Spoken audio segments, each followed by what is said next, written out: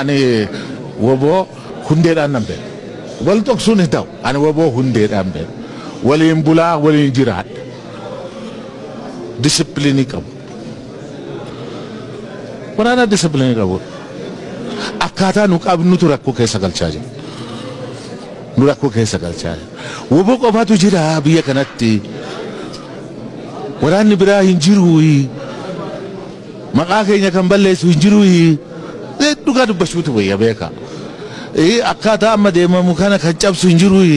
Kuni lafa jala taa'amee dogoggorri yoo jiraate illee ijoollee keenyatu dogoggorri baalaa goonu jedhamee itti mari'atama. Waraana keessatti dogoggorri hin jiru kan jedhamu hin jiru.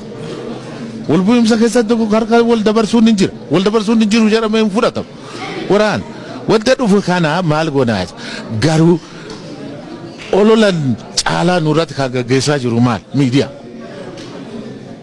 Miidiyaan ta'uu kan qabu maal lafa bu'ee saamee eenyu saame maaliif waboo keessa hin deemtan hin dhuftan isiniin hin jedhanu mee gala an deemeera moti haga beekki deemeera beek akkas wal qabneerra ijoollee tana wajjin galaati dhugaa keessa baasaati kuni kana kuni mootummaa kun ebaluu hin jedhamu kan fudhatame irraa dubbatamu isinis of laala isin irratti gorsa guddaa qabaa.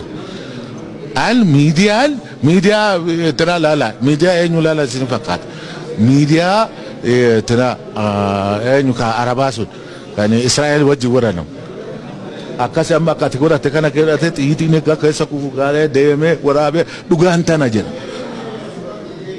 kan tokko fuudhee sitti kennee muti isayyuu miidiyaan Oromoo hin goolina Oromoo dhalamaanu hin goolina ani sinitti Kabiya bulchaa jiru illee Oromoodha.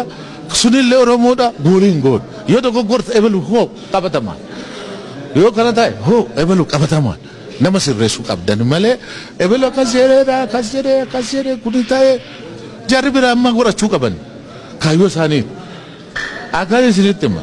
Miidiyaan biraa baay'ee wanna nurratti dabarsuu qaba. Kana caalaallee dabarsuu qaba.